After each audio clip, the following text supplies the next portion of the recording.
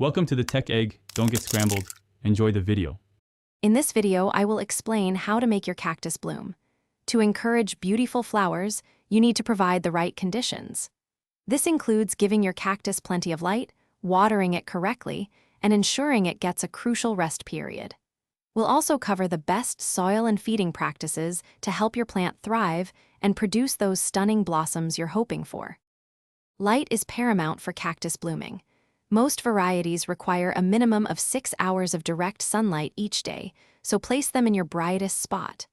When it comes to watering, always let the soil dry out completely between waterings. During the active growing season, water thoroughly until it drains from the bottom. In winter, reduce watering drastically to prepare for dormancy. A cool, dry dormancy period is essential for many cacti to bloom. For 2 to 3 months, ideally during winter, move your cactus to a spot where temperatures are consistently between 40 and 50 degrees Fahrenheit. During this time, water very sparingly, perhaps once a month or not at all. This rest period signals to the plant that it's time to prepare for flowering in the spring. For optimal health, always use a well-draining cactus potting mix. When your cactus emerges from dormancy in spring, you can begin fertilizing.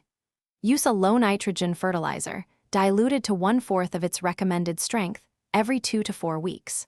Remember, patience is a virtue with cacti. Some species may take several years to produce their first bloom, even with perfect care. Thanks for watching. Consider subscribing if I helped unscramble your problems.